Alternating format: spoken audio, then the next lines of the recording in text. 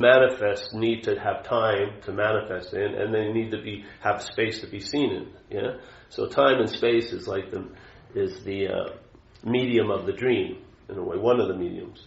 So then the mind, what they're always questioning isn't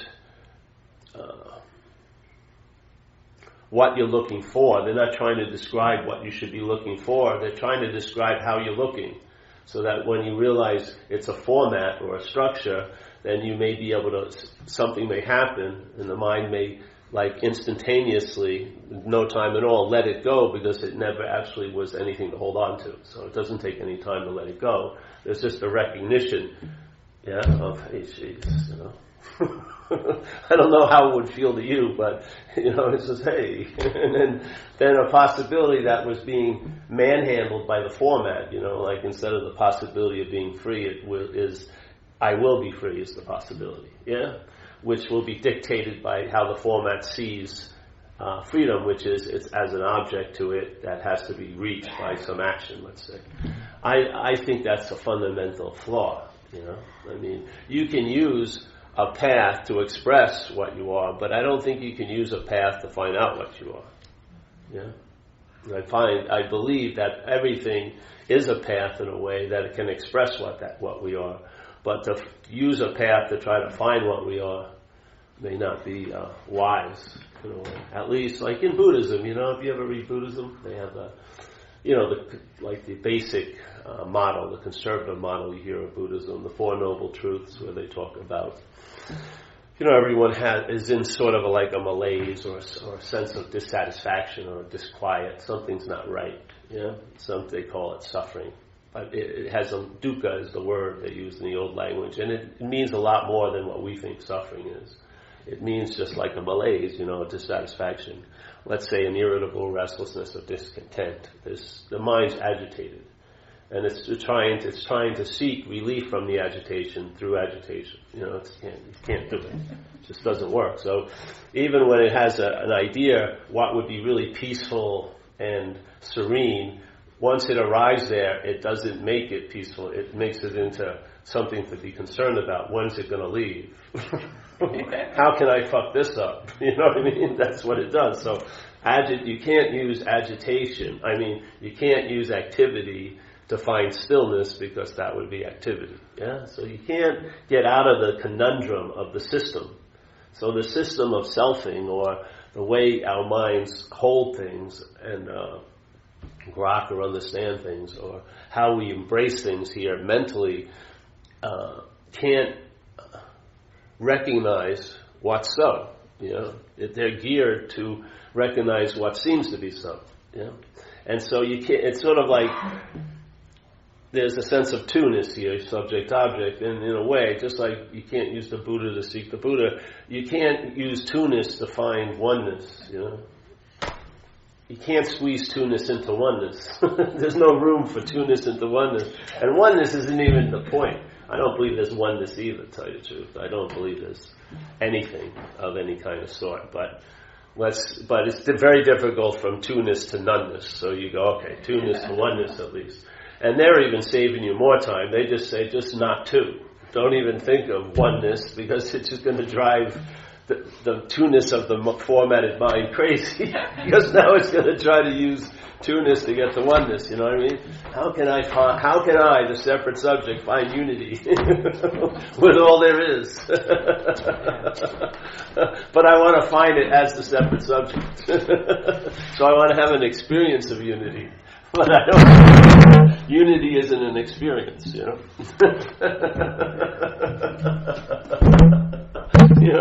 a bitch, really. If you see, because you have a thrust and a desire, let's say, and maybe it's clothed in nobility because it's a spiritual desire, but it's a desire nonetheless.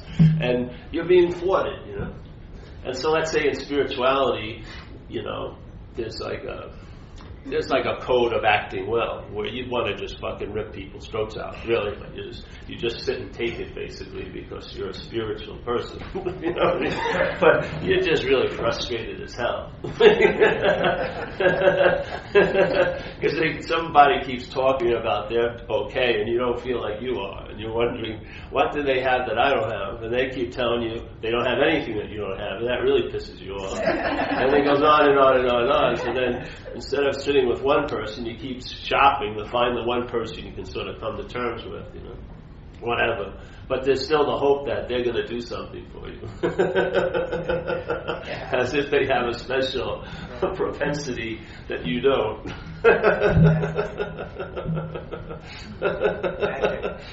Yeah, whatever it is. A transmission or something. There's transmissions, but there's no one transmitting. It's just, we're receivers and transmitters. Yeah? There isn't any one big honcho or honchess of a transmitter that's transmitting to all us little flawed receivers. No, I don't see that to be the case. Mind is mind. No one has quoted the market on mind. It's always available at all times. Yes, we're swimming in it in a way. So like in recovery, we call it self can't get out of self. It always infuriates people. Because if they really sit with it, they see that most of their activities all day is self trying to get out of self. Every time they drank and shut up and did this and did that, the bottom really line was to try to get out of this uncomfortable feeling, this sort of malaise of suffering. I'll get back to the Buddhism. So in Buddhism says, desire is the source of all the suffering. And I think the third noble truth is you got to sort of cease the suffering. Yeah. And then the fourth one is this is how to do it. And they say the Eightfold Noble Path. You ever hear that? So if you look at the Eightfold Noble Path in a linear way, there's the first one is right view. And then in the old idea of Buddhism, the right view was anatta, no self. A-N-N-A-T-T-A, I think it's an old word. But it meant no self, non-self. Not no self, just non-self. So it says the right view is that there is no self. There's no inherent, long-lasting, independent, separate entity that has choice and, all this. It's just not there. There's no reality to that assumption. And then it says, okay, after the right view is entertained, I think then it goes down a litany of things like right meditation, right livelihood, right practice, right understanding. But if you see that the right migrates from the first one to all the others, without the right view, it's probably not going to be right meditation, right livelihood, right understanding, you see. The right view is like the cornerstone of the whole process. Without the rightness of the view migrating to the others, they're not right, in a way. Not meaning that they're wrong, but they're just not right, because they're not coming from a supporting the view. So the view is like what everything gets built on. So you're not going to do right meditation and then arrive at the right view, in a sense. They're saying right view leads to right meditation. Right view leads to right understanding, yeah? So it's sort of like I'm not going to get to right livelihood and arrive at the right view. They're saying why not just start at the right view and then that will infuse everything else. Yeah. So in a way, the illuminating quality is the right view. Yeah? And then whatever path you take, what livelihood, what understanding, a Sufi understanding, a Buddhist understanding, no understanding at all, whatever, it doesn't matter in a way because it's going to be the view that makes it right. So you can use whatever situation you seem to be in as the right, let's say, raft to the other shore, because it's the view. Yeah? Yeah, it's not what I'm doing. It's in the mind frame I'm doing it in.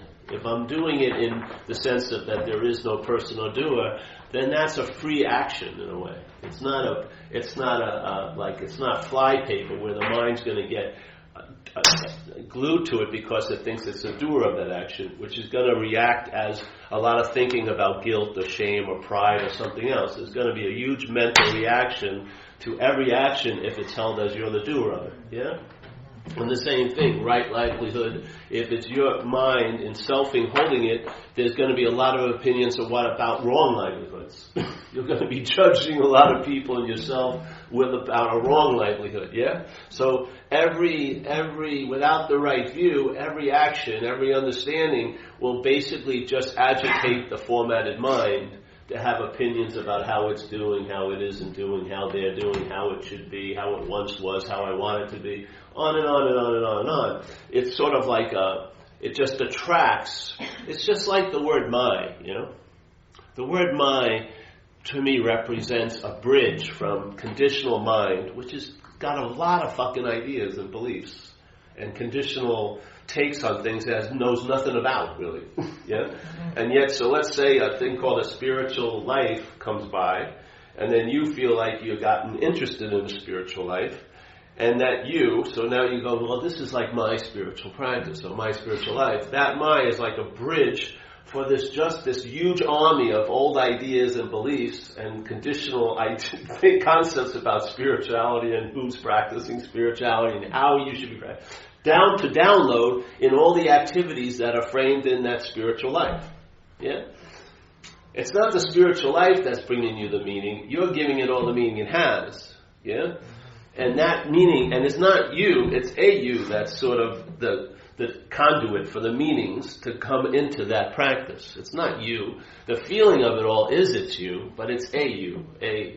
So it's the my is sort of like it's like the floodgate that opens a lot of ideas to flood into any topic, just like girlfriend, my girlfriend. It changes dramatically when someone becomes your girlfriend. You know, the rules change. You think you have a lot more permission to do things than you actually do, like, you know, look on their emails and, you know, maybe stalk them or something. Whatever. You know, absurd things can happen. I like to use contrast, but it doesn't matter the degrees. Yeah?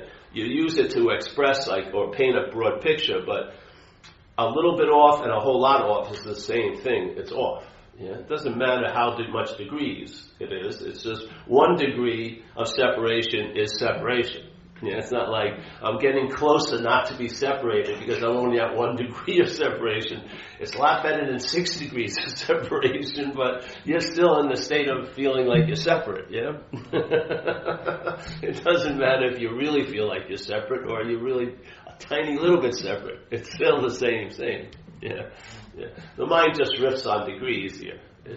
So instead of just one thing being one size, it's really big or really small, it's really close or really far. It just expands on a premise. They even say, like, the whole thing of nature is self-replicating, right? So you take this thing here, you take this little bit, and then this shape is just done over and over again in the same bush. Yeah? And then if this was a little larger, you would call it a tree, but it would be exactly the same, but a larger size. Or it could be a miniature bush, it was tinier, but it's got the same print, so they call it self-replicating. That's what mind does. It replicates itself all day. Yeah? Yeah. You ever see I think they're called fractals. Like they get in microscopic, they bring all matter down, and they got these wild shapes, and everything has these wild shapes. And there's just compounding these shapes that make everything here. So they've brought down, let's say, the basic building block of the dream of mind here into these fractals. The mind just riffs and then puts the fractals, and an Empire State Building appears, or, you know, a tree appears. But if you break it all down, it's just one sort of shape, one little thing. That's trippy as hell, you see, yeah? But so the mind, with the bridge of my to everything that it comes in contact with, that's how it downloads all its ideas. Yeah, that's how a world of self-centeredness is driven. Yeah, it has to happen with claiming. So there's got to be an identification with I'm the doer of that, the thinking or the feeling or the action. Once that's in place, it just downloads a lot of meaning to whatever that may be. And so you're like drowned in the minutiae of mind. Yeah, and that's sort of like that feeling of irritable restlessness or discontent or malaise. We're just totally at the bottom of an avalanche of a lot of fucking ideas and concepts and mental winds blowing in our life, in this life. So in Buddhism it says, hey, get the right view, you know. Let's start there. And I believe if I ever had which would never happen, but an organizing, teaching thing, I would just stay on right view forever. That's the whole point. Why go anywhere else unless the view's right? That's how I see it. I mean, everyone wants to move right away. Oh yeah, there is no self, and then get into tons of shit. You know, why not? There is no self could be it. You could just sit there and just see what happens. Entertain that possibility. You know, and then go into breaking it down. Well, you're not the thinker of the thoughts. Wait a minute. Oh, what should that be, like a one-day seminar? You know? Oh yeah, sign a one-day seminar. Right, Sunday we'll move to. You're not to feel it. Yeah, maybe it'd be better to sort of dwell on it for a while, entertain it. You know, possibly. It's not like a rush court like Cliff Notes. You know what I mean? It's best to sort of sit with it and go, what does that mean? Let it, flow over me for a while. Don't move to the next seminar.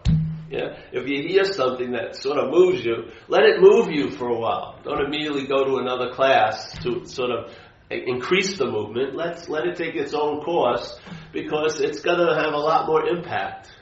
Yeah, that's what happens. People rush it. They get a download, and then they just think more downloads would be better. Sometimes one is enough. You sit there because that one will reverberate in time for a long time. Yeah. One little download, hey, I'm not that, can be the reverberating rhythm of your whole life from then on. It just, I'm not that, I'm not, just reverberates in your living. I mean, you don't need to hear another note. That happens, and that note just goes, ding,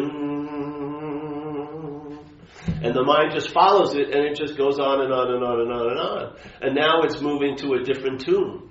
Yeah? Just with that one note, where this is just a cacophony of shit going on here. In manifestation, everything's trying to grab our attention. This is all freaking day. They're yelling, screaming, beeping, blowing horns, everything. But this is a very silent little boom, but it can grab your attention like nothing else can. Yeah. So why go any farther? The livelihood will find you. If you're drawn to meditate, it will find you. An understanding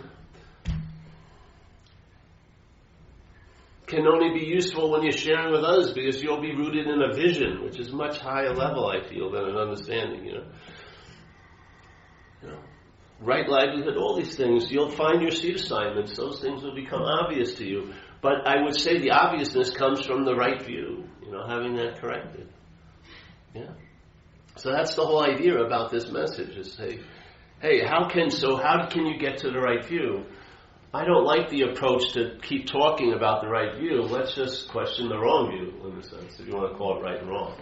So instead of trying to describe how one would be, let's just deny the two-ness of things. You know what I mean? And then maybe you'll find out how it is, instead of knowing. Because it's not going to help me if I know about oneness from two-ness. It's just going to drive me more crazy, because then I think, I must have done something to make it like this, and how can I undo this and then try to make it one again?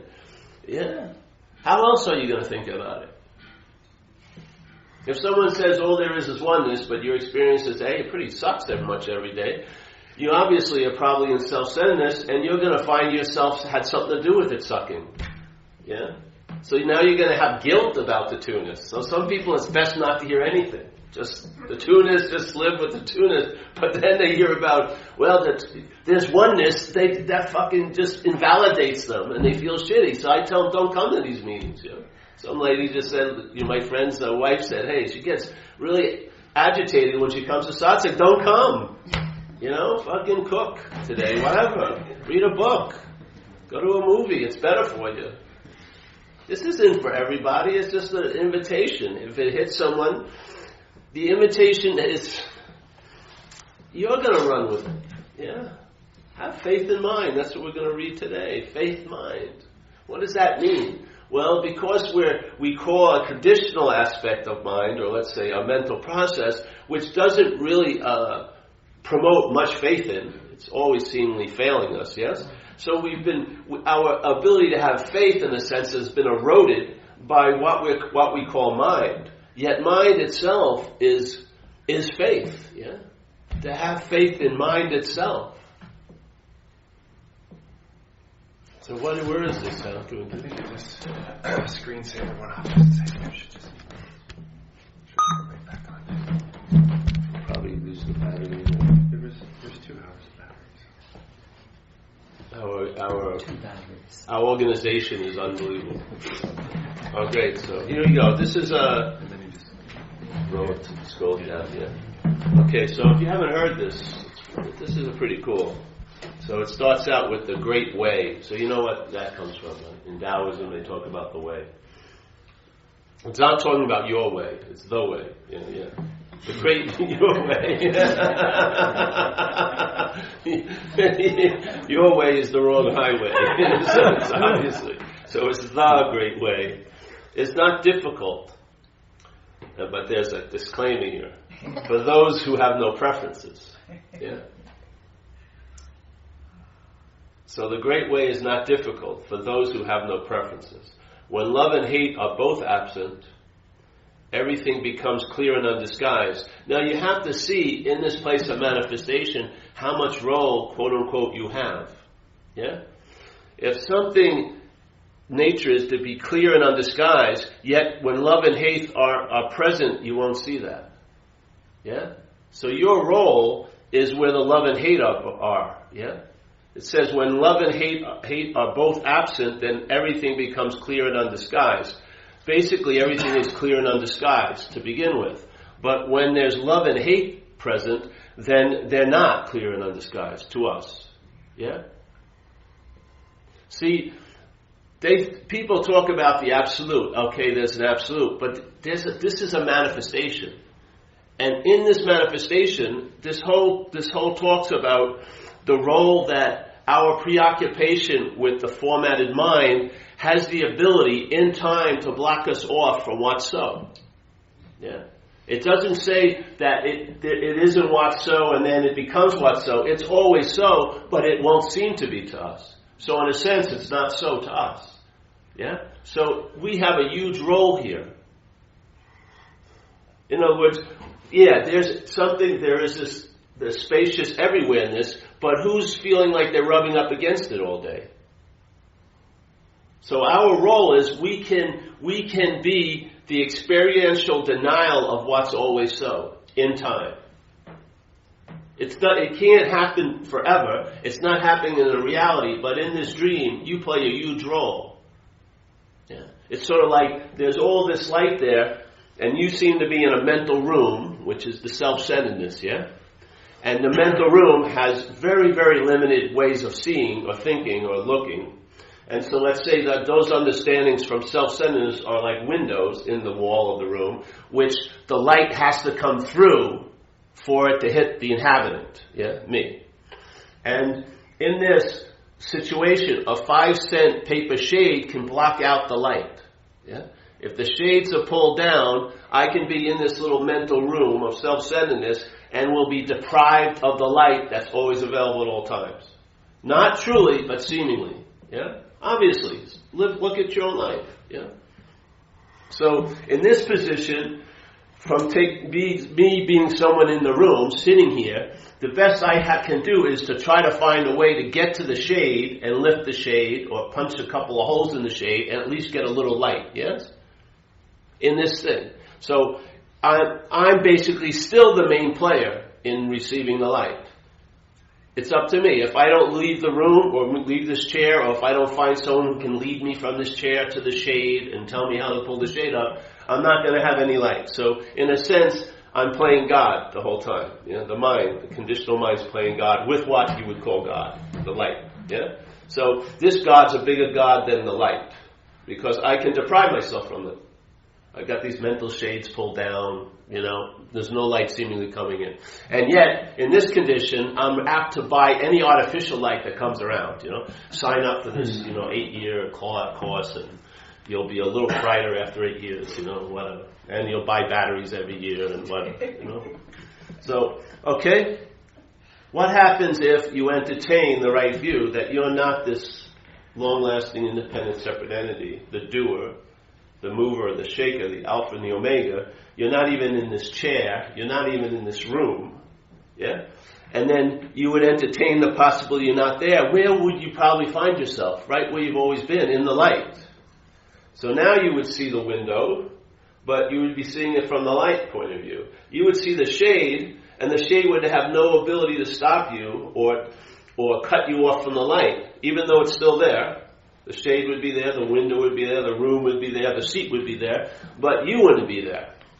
Why? Because you actually have never been there. That's why it's a perfect solution, because it's not a solution, because the problem's imaginary. That's why it's a great solution. If it was a solution, it would have to be followed or preceded by a problem, and on and on and on and on. Yeah?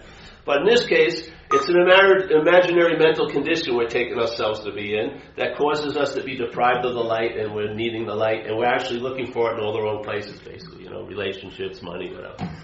So, okay, I'm not here. Now I'm suddenly on the light side, and nothing has changed in a way. Chair is still there, the wall, the window, the 5-cent shade, but now nothing can block me off from the light. That's it. That's the view. Yeah? If you take this view, you're going to be looking for paths. Yeah? You're going to be looking for leaders. You're going to be looking for someone to save you from this predicament. Yeah? And like Huang Po says, an old Zen master, you can't use the Buddha to seek the Buddha. You can't use the light to seek the light. You can't use mind to seek mind. Yeah? It's just recognizing what you're taking yourself to be. Maybe you're not, and that's mind. Yeah? As soon as the illusory identification is questioned, you don't need to form another identification. You are nothing. Yeah? There's already isness. Once the idea that you're something you're not is dismissed, you don't have to try to become what you are. It'll become obvious you are that, which you were seeking from what you weren't. Yeah? And it's totally logical to seek it from what you're not, when you're taking yourself not to be what you are. It is. That's how the mind works. Hey, I've got to go get some light. Obviously.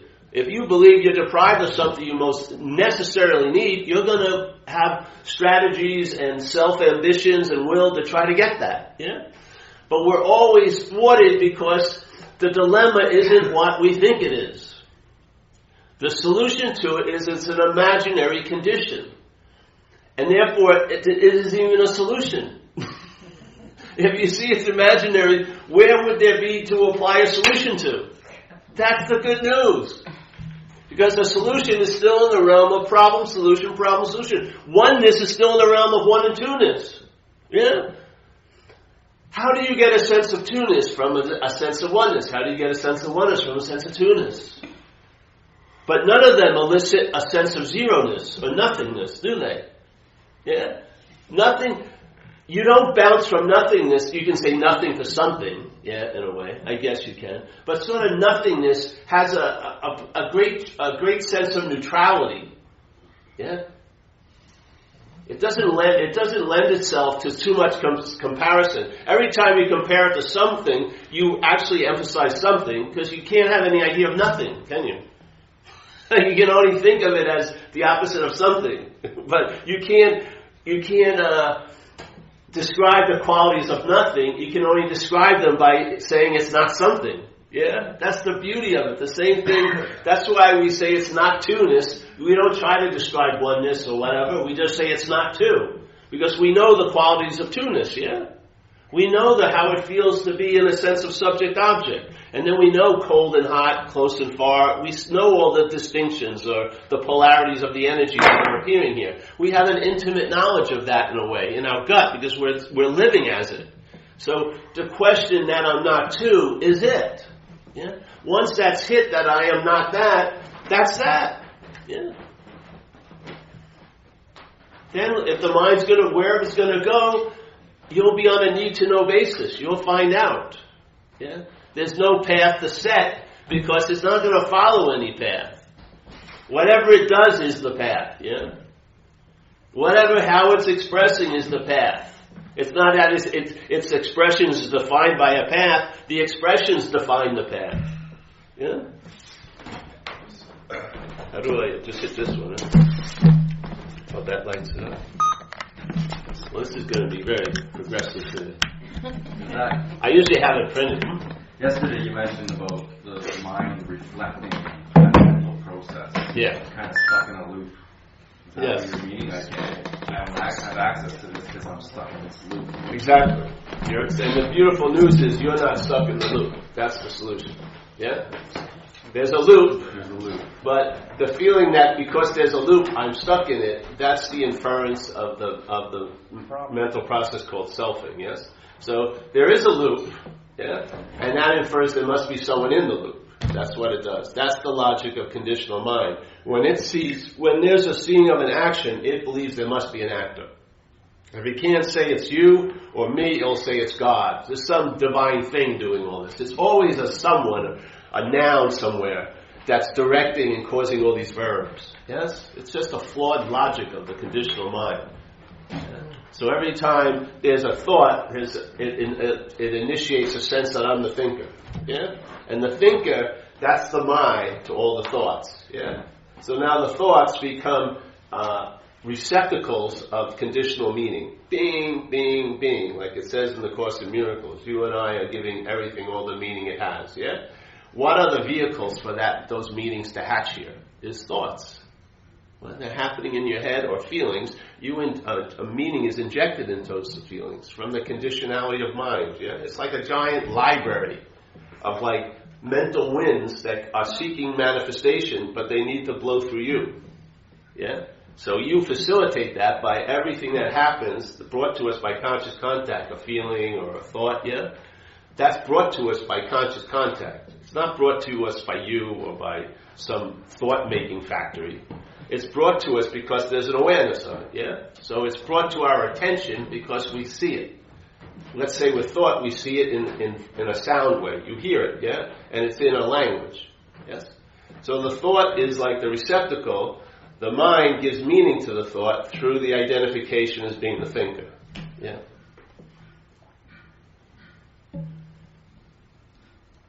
Where's that our role? You're talking about our role. There's no role in it. It's just a conditional mind. There's no one to have a role in it. Yeah? Instead, we see it, but we take the stance that we're looking from it. See, we see it, but the idea of being the thinker puts us right in the mix. Yeah? So we can't get separation from the thought because it's my thought. Yeah? It's so like if you go to a park and you're watching kids play, there's 30 kids playing. Where's your attention usually going to go? It's probably to your kids, yeah? Same thing. Thoughts have a nature to come and go, but once they're yours, they're changed. Their orbit shifts, yeah? They start orbiting around an idea called you. Yes? Just like when life is just happening, which is the case it is. With self-centeredness, it seems to be happening to you. So it sucks something in and creates like a current, yeah? So if you ever see water running, it's going uninterrupted, it's flowing its natural flow, like the Great Wave, they would say, yeah? It's going downhill and its current's going there. All you need to do is put a rock in it and it changes the current, right? You put a rock in it, and then suddenly the currents have to go around the rock, and some of them get caught, and they start circling around the rock. And then what's coming down the way, the river, gets caught in this thing and gets stuck, like a leaf or anything, and then some branches, and then sort of like a stagnant eddy gets created, usually right near the rock, maybe a little behind it. So the current's going this, some of it's getting sucked in. So the leaf, its natural way would be to go down to find wherever it's going. It gets sucked into this current, and then more leaves, and then you can't even see the surface of the water anymore, you see leaves, yeah? And it gets thick and things get stuck in there. That's what it's like, yeah? The mind, with the mind, is sucking the current of this mental stream and is pulling it around this object called Paul. And this is producing a lot of stagnation.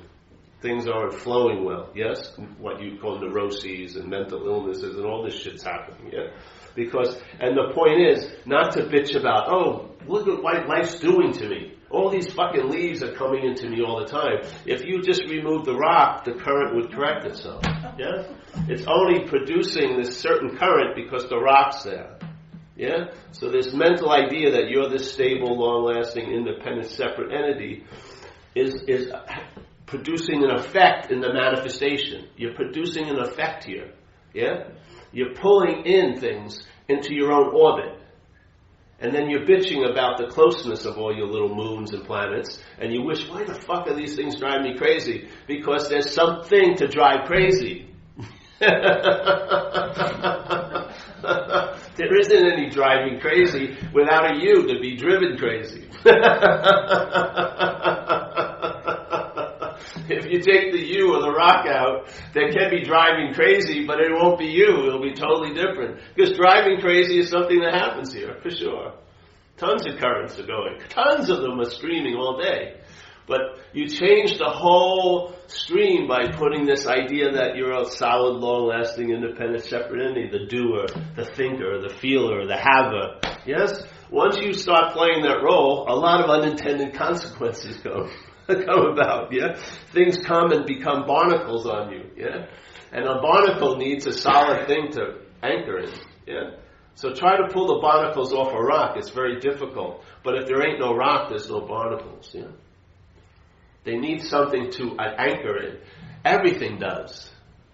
All these thoughts, all these feelings, for them to have a lasting quality here, made into memories and everything else, they need something to latch onto. And they don't have suckers. It's you're the glue.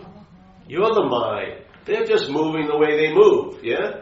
You sort of go, oh, they're about me, suck them in, glue it, and now you're stuck. Yeah, and then more leaves, more ideas stuck, and then you got 8 layers of leaves, and your ability to reflect, a clear mind is gone. Now there's no reflection. It can be a beautiful sky overhead, and the water, the surface of the water, be totally tranquil, but yours is full of leaves. You're not picking up. All you're seeing is the underside of the leaves. Yeah, you're reflecting that. You're reflecting all the agitation of mind instead of being able to reflect the sky in your ability to reflect, which is mind's nature, is to reflect. Yeah. So there it is, but now it's covered. Its surface is covered. Then you take yourself to be the leaves, let's say. So here, the great way is not difficult, but there's a disclaimer for those who have no preferences. Yeah. When love and hate are both absent, everything becomes clear and undisguised. So I don't even go with the love and hate. That'd be too much work. Let's say when the lover and the hater are both absent, everything becomes clear and undisguised. Seriously, let's take a shortcut. Yeah? Because it sounds like, well, then I got to give up love and hate. Good luck. That's another fucking huge amount of work. That's not going to succeed. But hey, when the lover and the hater are both absent, everything becomes clear and undisguised. That's my experience with that, yeah. Make the smallest distinction, however, and heaven and earth are set infinitely apart. If you wish to see the truth, then hold no opinions, for or against anything. Again, instead of trying to get rid of your opinions, just ask who's having them. If there isn't one having the opinions, you'll lose interest in it, and I'll tell you, the meaning that the opinion was carrying will shift dramatically, because you will have broken the bridge from that conditional mind downloading into the objects that are brought into contact by consciousness. I'm telling you. The thoughts are just thoughts. They're receptacles. You give it the meaning it has. You give every event the meaning it has here. That's what this is. Yeah? This apparatus gives meaning to things. Okay, so a question. Who has this opinion? Ask that, yeah. Okay. And then the answer is me. Don't go to and then the answer is just linger in the question. Okay, thank you. How can you give life to a question if you merely want an answer? Let the question meander and see what happens. Instead of, all right, I'm willing to ask the question, but I want the answer. So when I ask the question, who am I? What is going to happen? Find out. Don't take the fun away from yourself. Okay. Yeah. But there might be steps or something. No. Okay, that's me now. There could be, but find out again. Okay. Yeah. Thanks. So, if you wish to see the truth, then hold no opinions for or against anything. To set up what you like against what you don't dislike is the disease of the mind.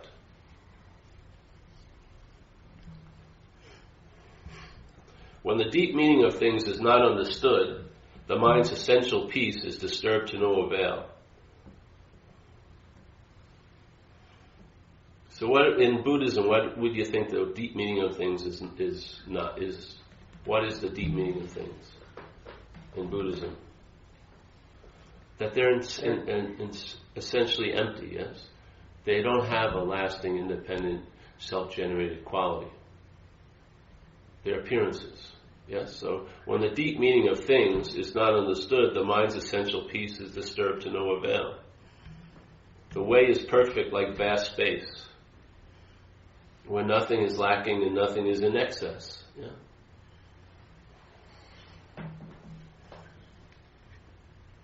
I may not have anything to say about this today. It's very... Indeed, it is due to our choosing to accept or reject that we do not see the true nature of things. So there's the true nature of things, but we can be blind to that, yes? Due to our choosing to accept or reject. So assuming that we have a power that we don't have causes us not to be able to realize the true nature of things. In other words, can you say that again? Power to indeed it is due to our choosing to accept or reject that we do not see the true nature of things. Yeah? So I'm not saying it's you that's choosing or accept, but the mind. The mind's belief that it has the ability to choose or accept or reject, yes? In other words, this presupposed power that presupposed power is what causes a blindness to the nature of things. Yeah? The true nature of things is the true nature of things. Nothing's happened to that. But when we're in a condition that implies that we are choosing to accept or reject things, that condition, I would say, is selfing, yes? Then that condition has the ability to cause the true nature of things not to be able to be noticed. Yeah? So it's not like the true nature of things isn't the true nature of things. It's just at that point not the true nature of things to you. Yeah? You take it personal, okay? When you take it personal, kind of. Or any of that, to you. If you drop the to you, then there would be the true nature of things. Yeah? But when it's the true nature of things, let's say to you, isn't the true nature of things. We're thinking they're real and solid and they have an incredible power to affect us, yes? The you is the idea of you is the biggest distributor of meaning here. Yeah? All this meaning that's being distributed all day by the apparatus, when it's directed from the sense of being a you, is called self-centeredness. So we're caught in a system of thought and interpretation, which is the giving of meaning, called self-centeredness, yeah? And it's a very small field. We've been through every inch of it. We've followed a lot of its formulas of how to be happy. We've entertained all the possibilities have to offer. We've just changed the objects, like instead of Sue it was Mary or whatever, but it's the same formula. We've been trying to entertain with the hopes it would deliver the goods. It's a pretty worn out fucking failed system, yeah? But self can't get out of self. So when you have a desire to get out of the system and you are the feeling of the product of the system, which is the feeling of being a self, good luck of getting out of the system. Because you is the system. So if you seem to escape the system, you're in the system. Because how could a product of a mental process transcend the process that makes it? In other words, you can only go so far.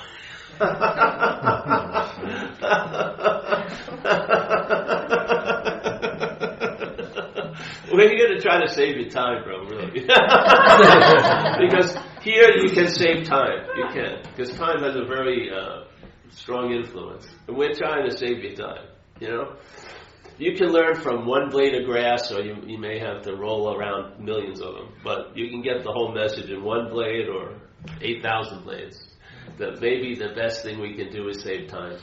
So, once you see an example of a failed system, maybe you need a few more, and after a while you realize it's the system that's failed. Yeah? Mostly it kicks in a feeling that you're the one that failed, which is the product of the system. Self-centeredness, everything becomes about you. Yes? The system has an incredible fallback mechanism because it covers its failure because you always take responsibility for it. You'll either blame yourself or someone else for the failure of the system. Yes? And in your belief. So it has a perfect disguise because it's the last place you look at. It's sort of, and so you keep working the same formulas. You just try to move the numbers and the equal sign and addition sign, but it never works. The math is off because the mathematics of the self-centeredness is based on one, you. When the mathematics of the great way is based on zero, nothing. Yeah. When you have zero in the equation, things make sense. When you have one in the equation, it doesn't. And self-centeredness is that. This is perfectly clearly defined by that statement, self-centered. The system is centered on the idea of being a self, a long-lasting, independent, separate entity. Someone who has choice, someone who's the doer of things, someone who's the owner of things. Yeah? Yet, even in our body kingdom, look at all the processes of the body that you run.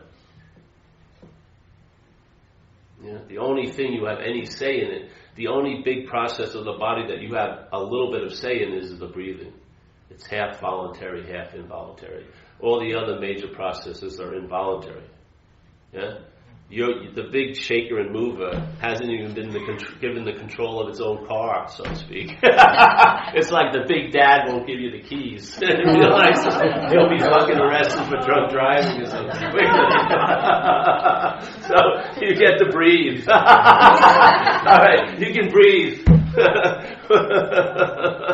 And if you fuck that up, we'll take over. It's half of it's involuntary. But forget about all the rest. You're not shitting when you want. You're not digesting food. You're not pumping the blood. But I'm the thinker. That one I'm claiming. I'm thinking. I'm thinking today. I've been thinking bad thoughts all day. It's sort of like, I've been pumping my blood much faster today than yesterday. I'm bad for doing that, but I'm liking it. I like to pump my blood really fast. Sounds insane, doesn't it? But then, why not apply that to the thinking? It fucking sounds pretty insane. I'm thinking. I've been thinking bad thoughts today. Bad thoughts, bad. Don't share them with anyone here. No, bad. They'll have bad thoughts about me, which they're already having, I know it. Bad.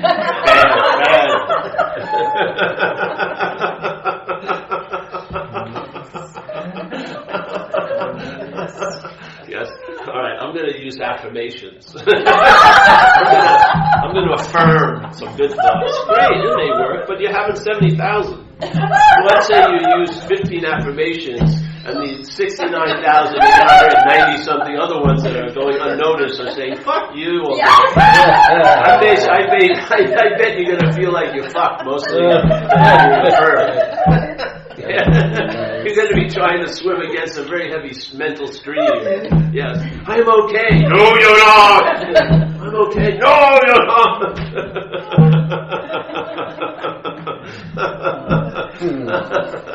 But one thing you can look at is a thought beyond or prior to most thoughts, which is I'm the thinker. Yeah? That assumption has the biggest role in all the thoughts. Yeah? Because that's what it precedes every other thought with the word my. Yeah? So taking yourself to be the thinker brands every thought so that when that thought comes by, it's branded and that's about me or it's mine. Then all the conceptual, and I'm telling you, there is a lot of conceptual fluff up there you never see that's just waiting to download. Yeah? And it needs a bridge to download into something. Yeah? And that bridge is being the doer, being the thinker, being the feeler. Yeah? Then the feeling is it's made into something that you once felt before. A thought that you once had before. And so on and so forth. And the dream of self-centeredness it's like cotton candy, how it spins it. You know, it's actually nothing. And then they do the spinning motion and it takes on an appearance, yeah? It's all fucking cotton candy. Yeah? It's just spinning out of nothing and then it takes on a shape. And every time a thought is seen, it's held as yours. It has the ability, it's now reinforcing the bonding agent of you're the thinker, yeah? Every thought is being used to point to the thinker. Every feeling that's claimed to be mine is used to point to the feeler. Every one of them, noticed or unnoticed. Yeah? They're being held in a certain understanding that you're the doer of, you're the feeler of, you're the hearer of. This is what happens when you claim, or the mental process tries to claim the activity of spirit or consciousness. It claims to be the one who's conscious. and then it starts playing God. Yeah? And this God is chock full of meanings, and its expression is to manifest through vehicles of thoughts and feelings and situations. And now it makes a subjective experience up for you, yeah? And you live in this little realm of self-centeredness. Some of us, it's like being in an aquarium. You can't break through the glass. You're around people, but you can't connect to people, somehow or another, because you're connected to that, to the selfing, and it isolates you. You start breathing rarefied air. No one understands me. No one thinks like I do.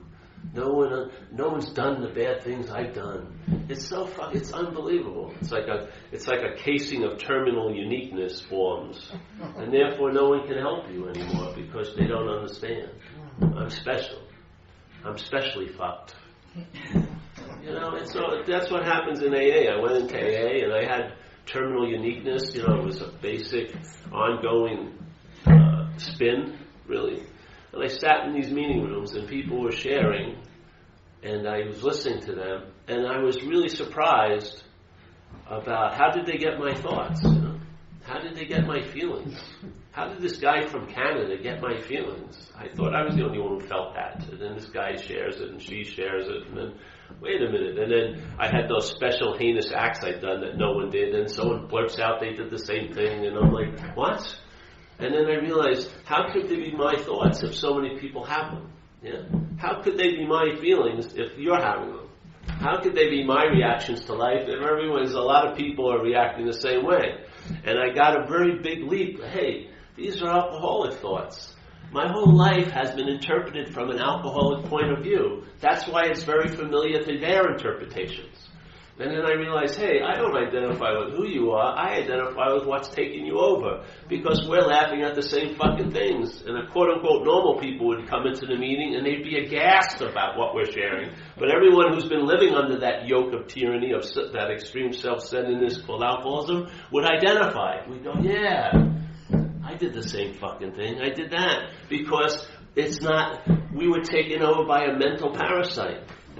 This possibility, if you want to call it a host, this possibility was taken over by one sort of parasitical tendency. And it's expressing its own character through us. And we're claiming its expressions as ours. This is called being identified. Well, you want to take it a step farther back? Well, the first addiction is the conditional mind's addiction to being a self. That precedes alcoholism. Alcoholism is an extreme subdivision of it. But the true division is the mind is addicted to the idea of being a self. Yeah? Then it spawns alcoholism, it spawns all these other things, but that's the one. Yeah? And that's what we're trying to get relief from when we drink. And that's what we're trying to get relief from when we shoot drugs. And that's what we're trying to get relief from when we're looking at porno. And that's what everyone's trying to get relief from. All these other activities. Yeah? But there's no relief to be found. Because this addiction can never be fulfilled. The mind's addiction to self can never cause it to be a self. It can only appear to be one. It cannot make the transformation from appearance to a reality because you are already something, or let's say nothing. Your reality is already established. It can't be transmuted into something else. It can only appear to be different. In the mind, yeah? It can't be so. So of course, if you have and the mind's got a very strong desire, it's a strong faculty, yeah? It's a very strong faculty. So if that desire is being thwarted, guess what? The alarms are going to go off and it's going to want relief. But let's say if there was an ignorance about this, if seeking relief will be based on ignorance. So we'll be looking to get relief from that with things, let's say, with drugs, with this, with that, and it will keep on keeping on doing the same thing, expecting different results. It will be in a form of insanity. All caused by this, by the first. Yeah.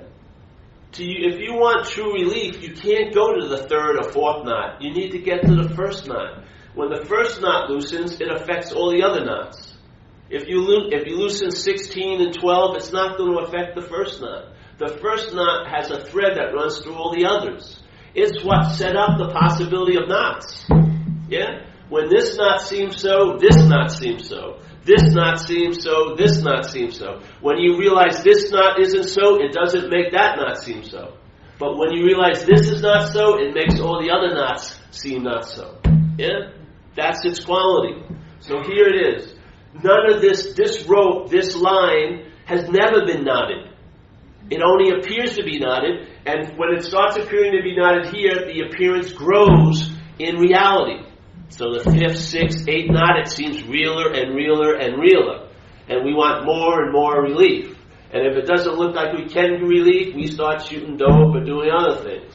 Because it becomes the imperative. I must get relief from this discomfort, this irritability, restlessness, and discontent. Yes? The only true relief is at the first knot. If that's not so, yeah, then all the imperatives of all these other demands are false. Yeah? You're not driven by the ignorance anymore. You're not seeking relief from the outside. Yes? You've been freed from the need to be liberated. The only thing that needs to be liberated is a mind and self. Yeah? And if you're not in self, there's no need to even be liberated. That's the freedom from that. Freedom isn't by something, it's from everything. Yeah? You don't need anything to quote unquote be free. That's your essential quality. Yeah? What you don't need is what's causing that not to seem so. Yet that's what we feel we really need. We're busily trying to save our face instead of our ass. Yeah? But when you come into this program in AA and here, you probably mistake your ass for your face for your ass. You're living for the image of the mind instead of for your ass. You got to have a spiritual anatomy class. You're not that. You're not that. You're not that. You're not that. So then you send your little you save your cosmic ass. Yes. And you'll know it if it's so, because it will reverberate. It's not like you don't need to suspend the relief or the sense of satisfaction. It happens quite quickly. It produces the goods. It's not like a layaway plan.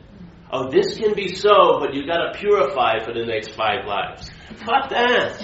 That's like you want a couch and they say they'll deliver it in 2022. By that time, you may be dead. No, I'd like to have it now. Yeah. This translates to an ease and comfort. You start traveling later, like on Saturdays and Sundays and Mondays in the subway system of Toronto, going to Kensington, wherever. You're walking around in a lighter state because you put the rock down. Yeah. And you'll know the problem by the solution. And when you know the problem by the solution, there's no need for a solution. Because the solution is an imaginary problem. And therefore the solution extinguishes its own purpose. Yeah? There's no need for it.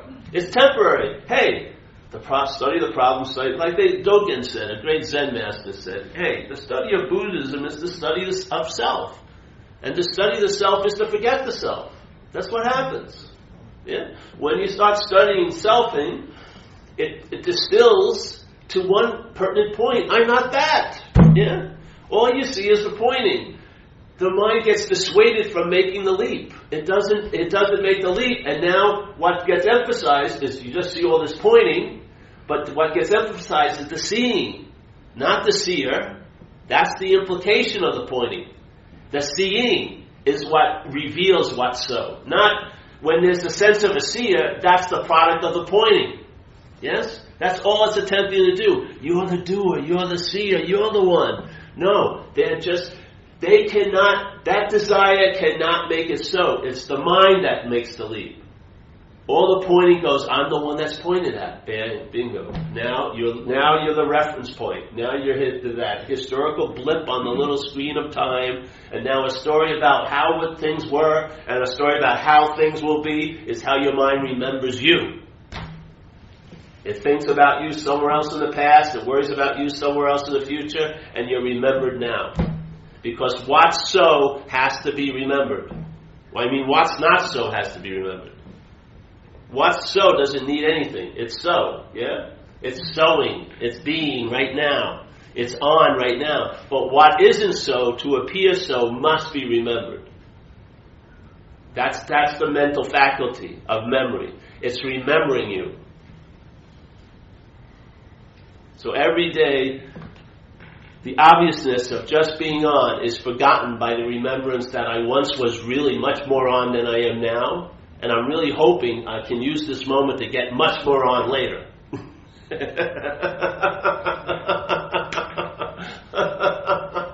You're like a little doll the mind uses just to fixate over.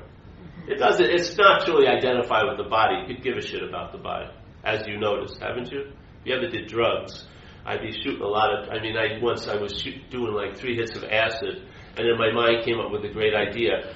Oh, let's take the train to the city and eat 8 downs. I would have probably died that night. So this idea of the instinct of self-preservation, yeah, it's about self-preservation, but not the preservation of the body. The mind was only out for its little preserving itself. It could give a shit about the body. It just aligns with the body because that's what it uses to produce a relative truth, I was here, I will be here, therefore I am here.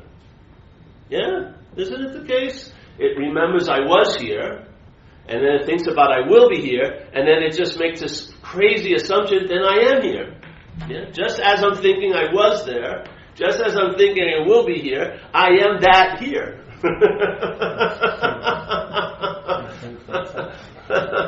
So you see, its main drive is to live in the past and project in the future, because that's how it appears here. Yes? It's not so it has to appear to be so. To who? To the mind. That's why 70,000 thoughts. Man, to do your job, it takes you 20 thoughts to navigate a day in Toronto, Sunday? Let's say you don't have to do much on Sunday. 20 thoughts maybe. Go to Spadina in Richmond. Should I have a latte or a decaf? What should I eat? And then you go to bed. Maybe watch a show or something. Maybe 25 thoughts. Really, 69,975 others. What are they doing?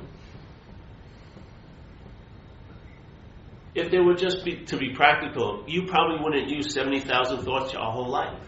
You could probably live a whole life and not use your bank of 70,000 thoughts. You could reclaim it maybe, Give me some space for these 20,000 thoughts. Maybe you'd go through 45,000. If you had a stressful job. Maybe 50,000 your whole life. 70,000 a day. Supposedly happening in the head. A day. What are they doing up there? Pointing. Thinker.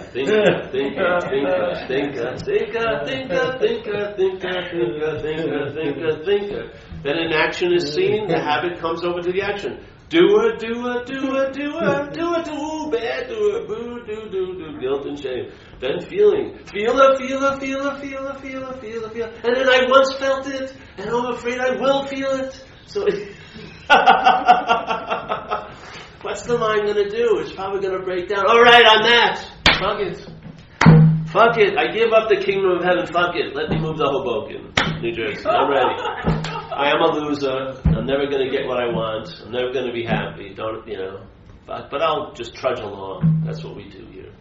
You get browbeaten enough, you're probably going to buy into it, don't you think?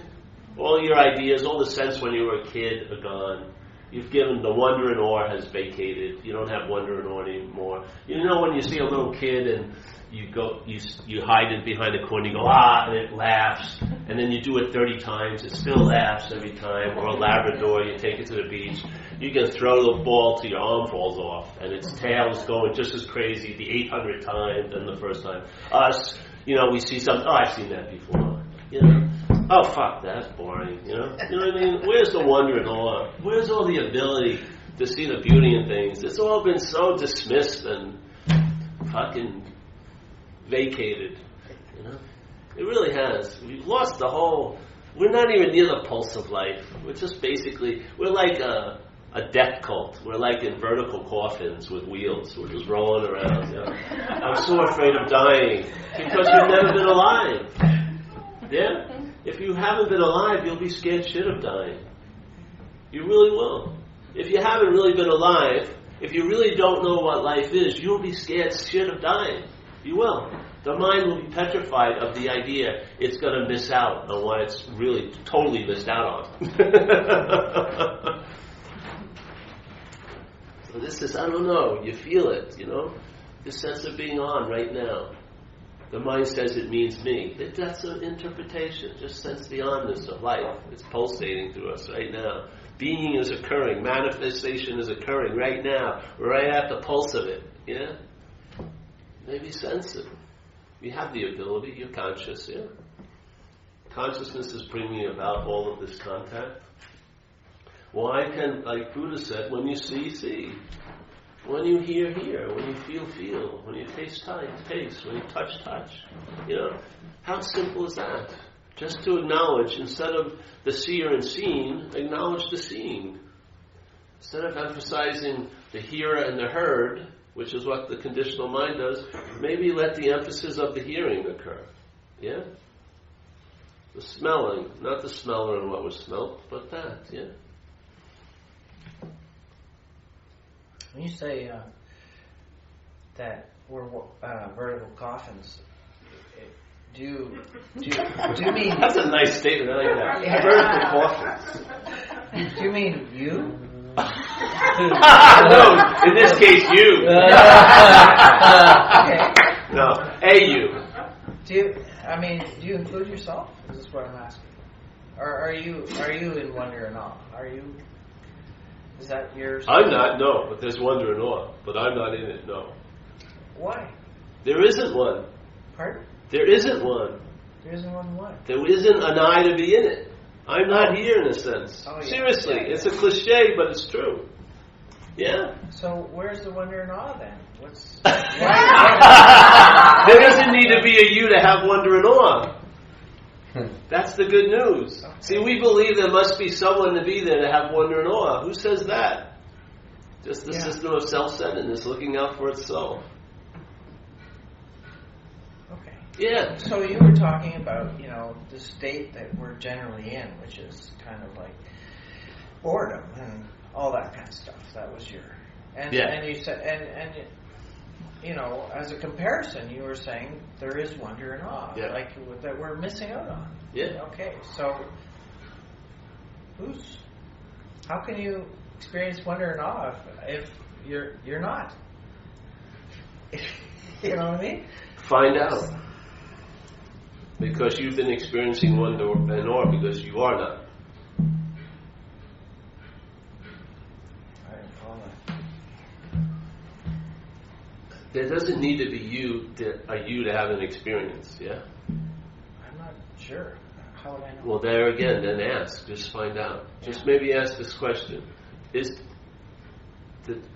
Does there need to be you to have an experience? Just sit with that. See what comes up. Yeah. When you were a baby and you were experiencing things, there wasn't a sense of you. Like when you were 9 months old, that baby's experiencing things, yes? Feeling new things, it's smelling, it's hearing, like that. There's an experience going on, yet there's no sense of a you there yet. They've even proven it in neurological research. The sense of self arises maybe around 18 months, yeah? So the aspect of the brain or mental process that's producing the sense of self hasn't really kicked in yet. Yet it hasn't, all the wiring hasn't been connected, and the sense of self isn't being produced. Yes, experiences have been happening ever since it popped out of it was having experiences in the womb. Yeah? Yeah? Okay. Yeah. You see how, just to point out, Yeah. you see how much importance is given to the idea of self, that we can't imagine an experience without it? It puts itself in a very lofty position in its own system so that you'll never question its kingliness, or the incredible importance. Like there wouldn't be anything happening here if I wasn't here as a Paul. Yes. That's a baloney. Yeah. And the thing is, it says that everything would be really great if it was absent.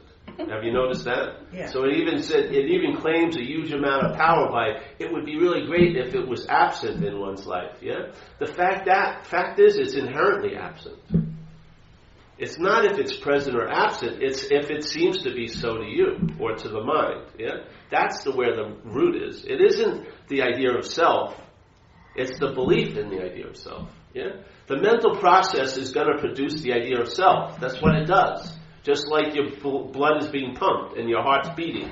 This is another mental process, and it's producing this sense of being a self. Yeah? There's nothing needs to happen. You don't have to try to change that. It's just like you trying to, stop the blood circulation. It's crazy. It's just doing it. But if the mind gets totally engaged in it and takes itself to be that mental production, things seem to happen, yes? Maybe you take things very, very seriously. Yeah. Maybe too many mountains are made out of molehills in your life. Maybe you're having a lifelong or a very long stretch of experiences of being really heavied out. Yeah? So there seems to be a need to maybe question the system that's the one that's being relied on. Yeah?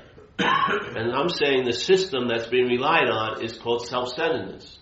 And its dependency is on the relevance of its center, which is self.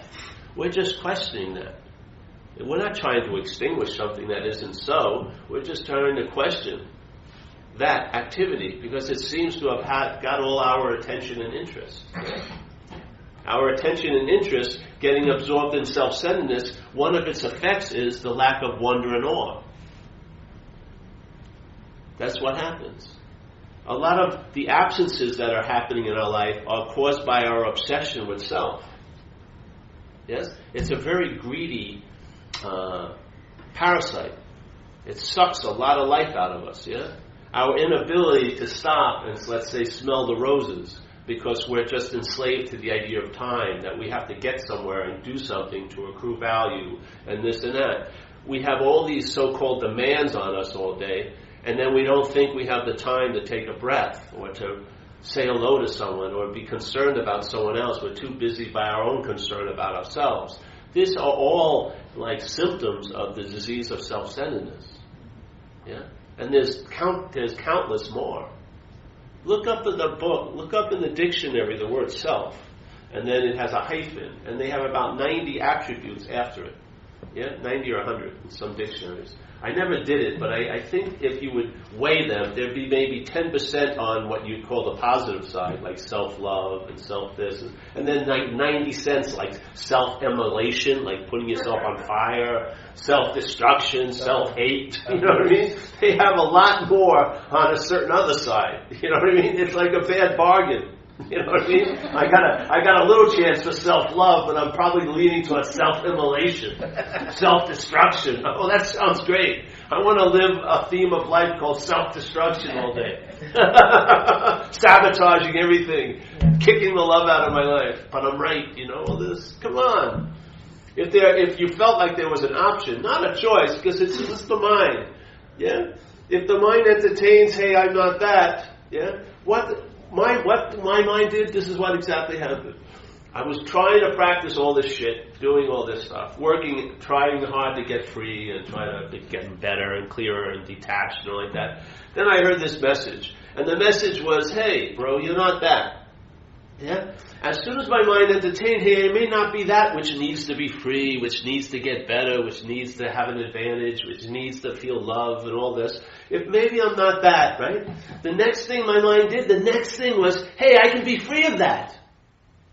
While I was identified as it, I could never entertain being free of it. That's why when you see a lot of people kill themselves, they don't usually shoot themselves in the elbow, do they? They shoot themselves in the head. They want to be free from K-Paul, that radio station that's blasting all day.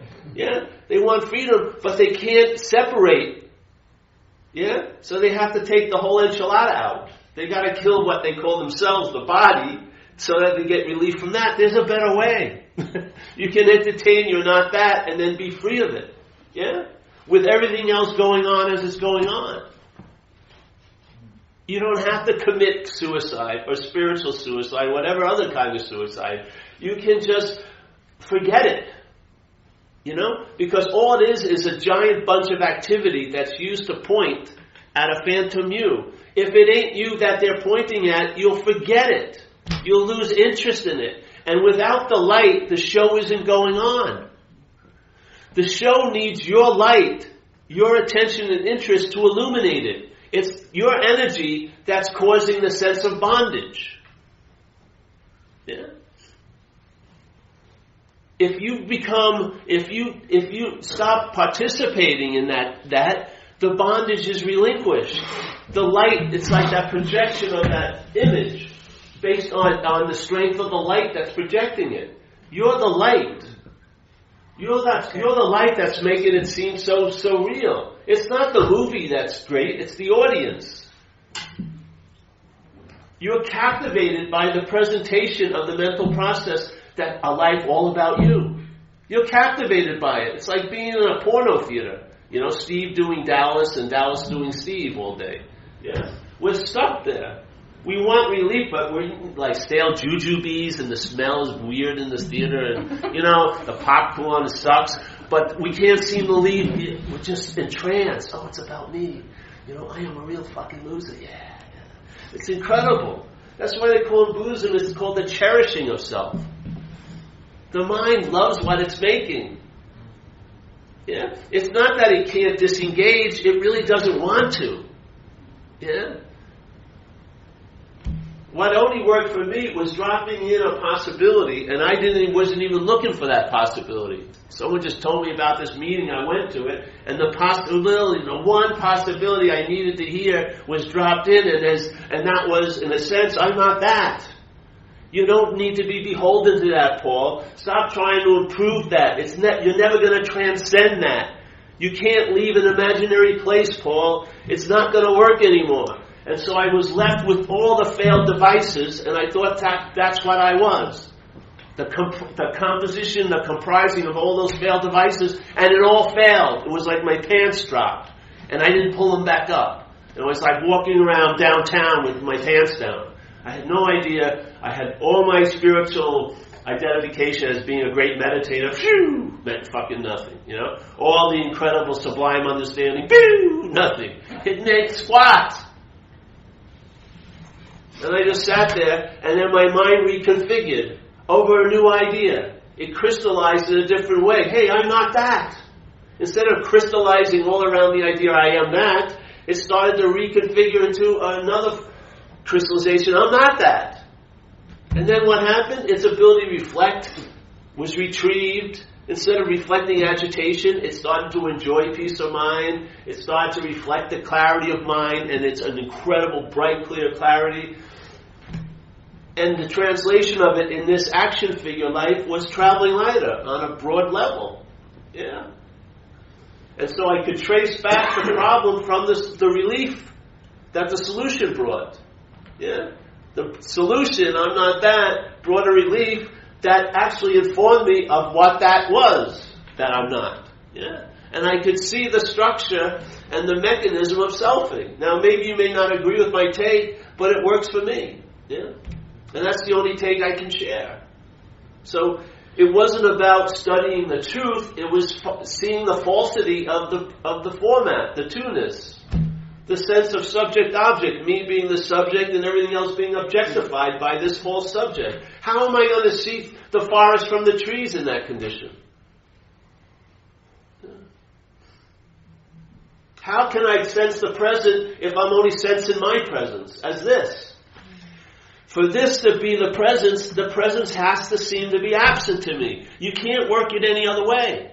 For you to be all there is can't be noticed. You just couldn't pull off the logic of obsession with self. Yeah? If you're all there is, what all there is cannot be noticed. It can be experienced, it can be talked about, but it can never be so. Yeah? It can be experienced by you, but it'll never be so because its being so negates your presence. Yeah? In a sense, it's by your absence that is present. Yeah? And because you're inherently absent, then it's always present. Yes? You don't need one experience, I was absent that weekend, and I felt the presence, only to have that as a story, now the absence that's become present has. I had this incredible epiphany. No, you didn't. That was the absence of anyone having anything. Yeah? There was no you there to have anything. That's why it was an epiphany. And of course the mind rises and goes, I had an epiphany. It co-opts it once again, and now you put it on your little spiritual mantle and you compare its length and its depth to other people who had epiphanies, and you try to judge yourself in the hierarchy of epiphany havers. You know, I'm very high soul. I had this incredible long epiphany, like 9 hours. You know, it's like a marathon, a spiritual marathon you ran. The epiphany was a large event of your actions. Yeah?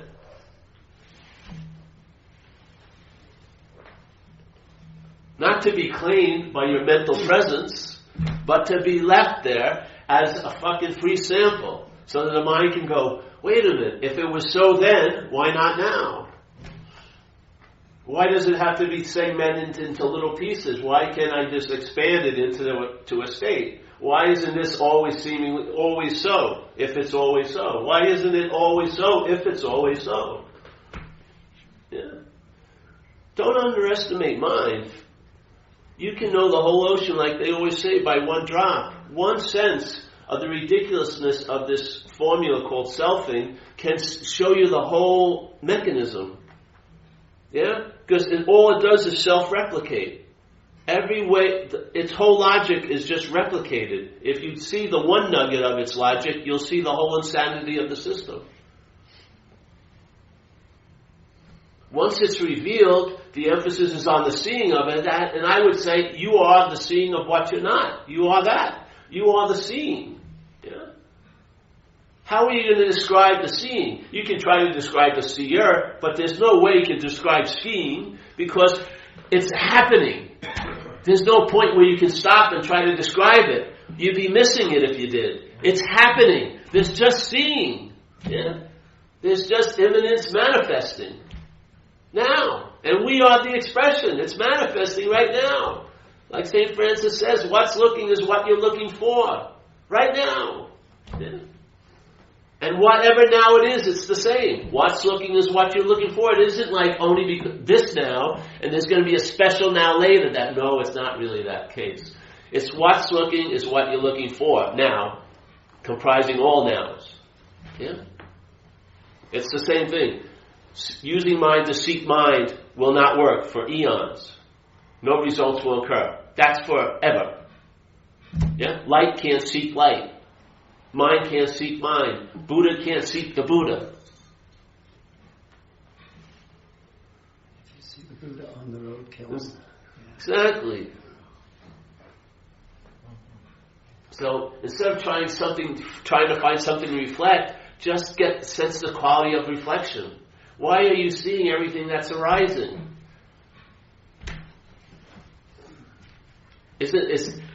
Do you need to train all your attention on one of the things that has arisen, or what's allowing everything that has arisen to be seen? I would say the seeing is where you rest. Yeah? Obviously, nothing could be seen without the seeing. No matter how many myriad forms have been seen, there's only been seeing. Yeah? That allowed that to occur. Why, instead of resting in the thousands, why not rest in the one that brings and begets all the thousands? Yeah? Why not rest in the seeing? Why does it have to be taken to be a seer? Why not just let it be the seeing? Yeah? And don't engage in subject-object anymore. Don't engage in noun and verb anymore. Just stay in the verbing. Those are the preferences. Those are the distinctions that make the difference between heaven and earth. Yeah? There's seeing, all there is. Heaven and earth is see or seen. Yeah?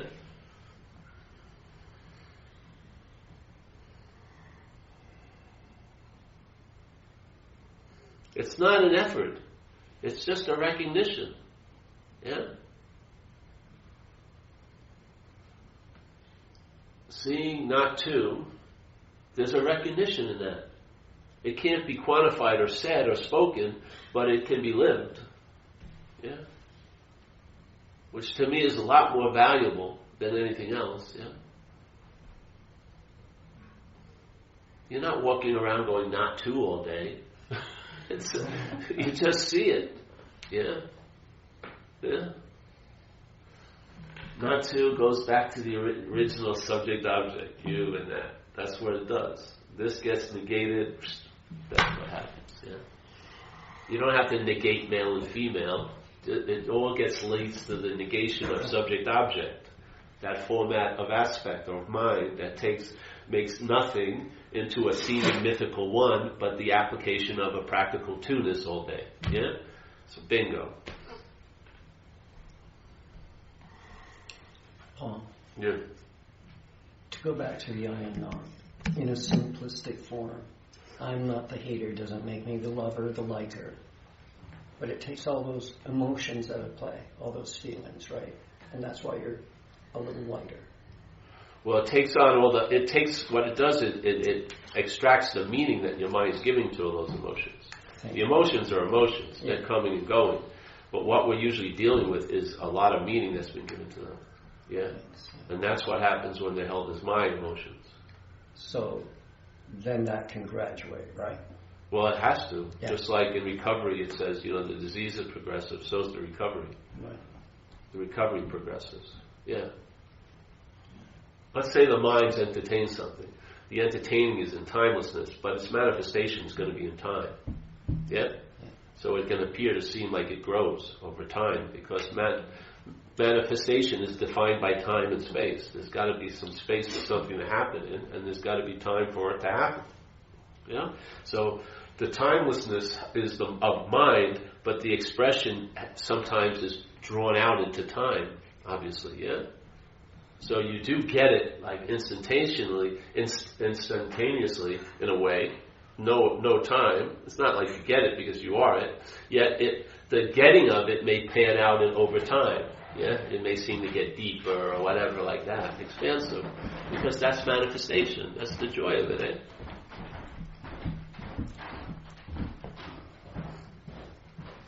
I mean, let's say here there's a sense of love, and then in manifestation or in time, it's lovely when it can get drawn out over a spread of years. You can have a relationship here of 20 years that takes so many turns and things, but there's this huge sense of something because you sort of like age together.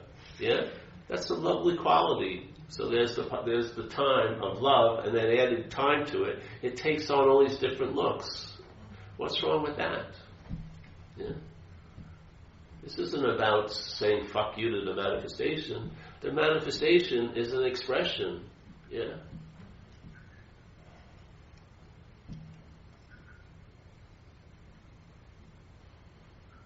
I think it's a lovely part of the equation, Immanence or potentiality, finding expression. Like I have my girlfriend. Sometimes I have a sense of feeling about her that has been cultivated by time, yeah? I've seen her go through a lot. Cancer, kidney infections, divorce, tons of stuff has happened.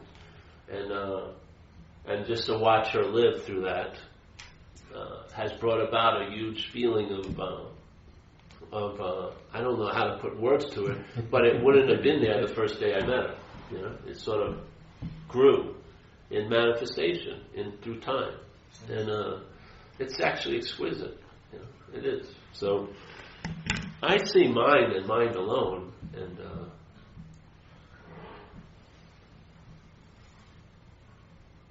mind is seeking expression. That's why there's manifestation, obviously. Yeah, and seeking. Yeah, it's manifesting. Just well, and I don't know I don't know what if it has any intention or anything. I mean, in the course where I was involved with for quite a while, I would say that love's nature is to extend. Yeah, so that would be manifesting. Yeah? Extension. Yes. Yeah. So maybe love is not enough. It wants to be loved and to love. Yeah. It wants, who knows? But I don't have any qualms with it. So some of your wisdom is other people's wisdom? Like no one had the wisdom. Like love expands, that's not your experience, that's just something you've heard. No, a lot of times when you hear something, it gives word or gives definition to something you sensed. Yeah, just like one of the biggest things I had with the course was when they introduced me to lesson 2, which was you and I give everything all the meaning it has. That was just an unspoken yes immediately, because it defined something I had been sensing my whole life. Yes. And then it was a beautiful little keynote that it could define it that way. It gave my mind something to go around and then to explore. Yeah, it was a lovely little tidbit. Yeah. So it was a nice way to say something that you already knew. Yeah, well, most things you already know. You just haven't been able to put. Let's say they're easier to grab in a way when they get put into a lovely, like succinct statement, like Ramana Maharshi says, to know God is to be God. Yeah, that initiates a lot of sense in me, because I really love that. I really, really, really love that statement, because in self-centeredness, to know God is to be a knower of God. Yeah, it always objectifies the God and subjectifies the one who knows God, and then the emphasis is on the knower. And he just cuts that off with such a beautiful line.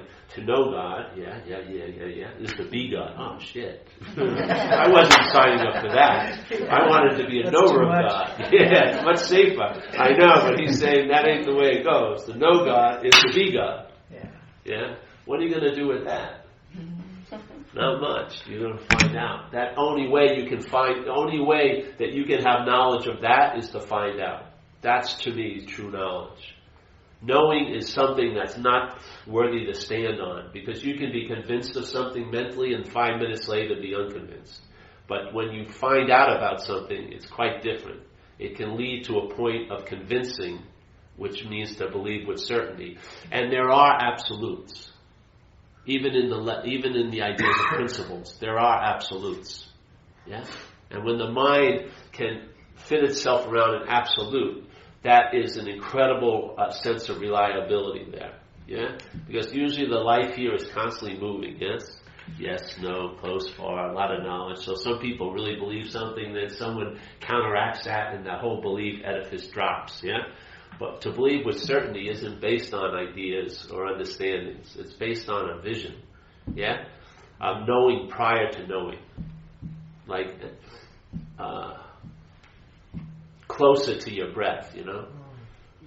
Yeah. And I find no argument when those occur. They're just absolute, and that's that, yeah? Doesn't become dogmatic or rigid. It just becomes assured, yeah? Like, yeah.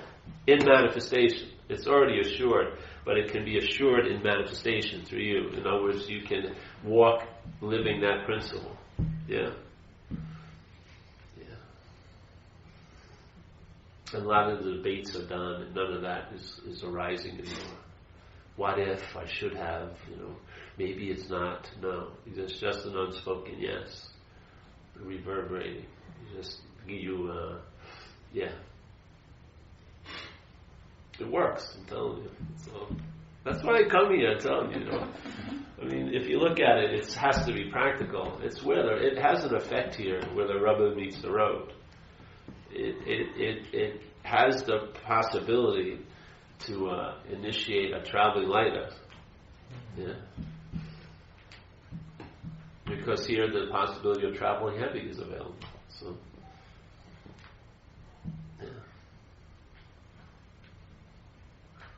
So it's not my wisdom or anyone's wisdom. Wisdom just downloads, Yeah. True wisdom, it has an expiration date quickly. It's only based on what you need to know now. The greatest wisdom is not be carrying anything at all, to tell you the truth. Be very economical, very pared down, very streamlined. You really don't need much at all. Yeah. Yeah. Knowledge can be very heavy if you think you have it. I like what you said recently. Recently, yeah. Yeah, I can't remember Maybe when. yesterday. Yeah. I mean, it could have been Friday, but about knowing how it's such a burden and how it's like two-dimensional. It's like there's something about it that's so flat, Yeah, nude is everything. Yeah. Doesn't it? When you know something, how much more are you going to investigate? Yeah. It just Really? it drains you or something, right? It drains the energy out of. Well, it nudes it. It nudes whatever you know is like Neuters it, deep frozen now. Disconnects. You try to stabilize something, and nothing is stable here. If I read this thing every day, there would be a different take on it. Every time I do this faith mind, there's a different riff on it. Wisdom isn't stable.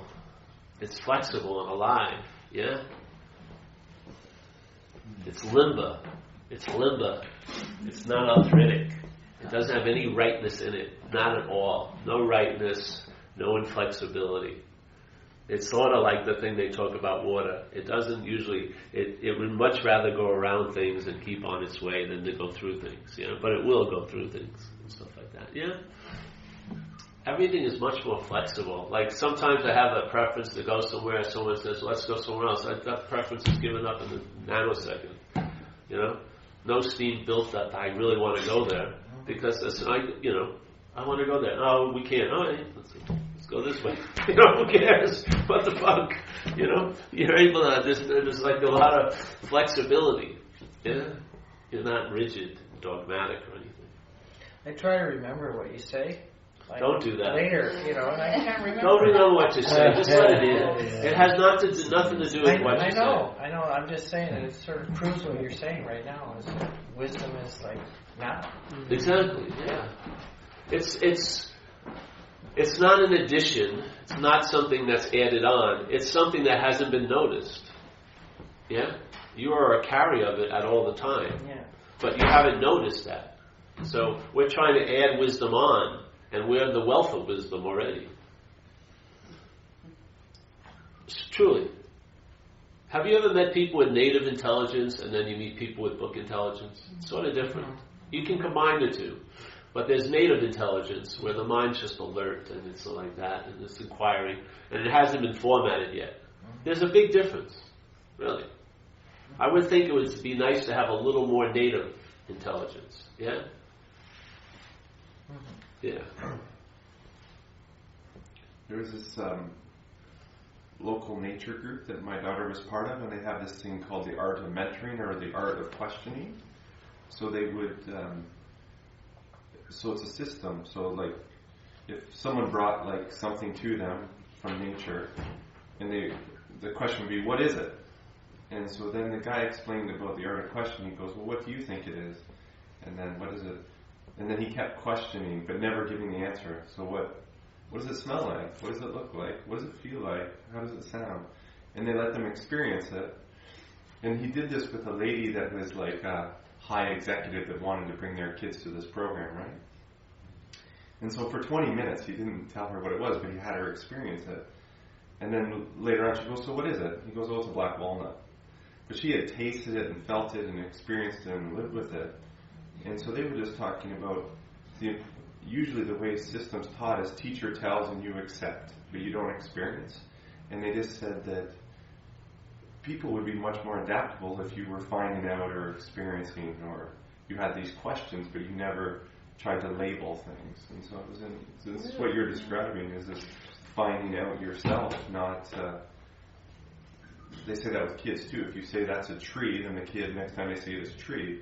But if they go, what is that? And you say, I don't know, what do you think it is? And it's just this questioning. And they said that a person would be, you put those two people, like the type of questioning that they grew up their whole life, and you present them with a problem, and another person that's been told how it is their whole life, and you present them both with the same problem. The other person's going to be, even though they never saw it, they're going to be able to adapt. And, Yeah. Well, their mind's more flexible. The other person has to remember. Yeah. Yes. What did they say? How did they say it again? Yeah. So it's wisdom. Yeah. Like me going home. What did he say? Well, you know, the thing is with us, you can always, there's tons of talks, there's tons of content on the website anyway. This will be on the website. I downloaded these talks yesterday to the website. I don't know when they'll be up. I appreciate the repetition. Yeah, that's the whole point. Repetition is really valuable, I think, here. Yeah. Because the mind, again, if it's taught to think a certain way, you want to sort of fuck with it. so that it can sort of, because there's another way, in a sense, called not thinking in a way. So you want to take a break now? We never even got into the faith mind, but It's always there. that's faith mind. It's always there if we need it. Oh yeah, exactly. Stimulate. So you want to? Yeah, it's time. What time should we get back? It's 1:45. Yeah, so 2. Is that right? Yeah. 2 o'clock. Yeah. 5 to 2. Everyone satisfied? Did we have enough today so far? I want the consumers to be happy. You know? Yeah. You paid for it. I'll You never got to be get your satisfied. money's worth. 5 minutes. Fine, exactly. So we'll meet at 5 to 2. Withdrawn. So are you guys? Are you the guys who were at Muji? Yeah. Yeah. I went on Friday. I didn't like it. I watched him live. Oh, you did? Yeah. How was Muji? You like him? I love them, Did yeah. it? I've never seen him before. I love it. It was a great experience. Yeah. Did you stay there for a while? It was a 4-day intensive in Barcelona, so we would just go. Oh, yeah. Barcelona's nice. Barcelona's beautiful. Yeah, I've been there. Gorgeous city. So yeah, the intensive each day was about 8 hours long, and we sit and chat. But was there a lot of questions? All questions. All questions. Questions, yeah. Yeah, I get worried about questions all the time, though. Sometimes turns into therapy. Yeah, well. Yeah, I get worried about questions.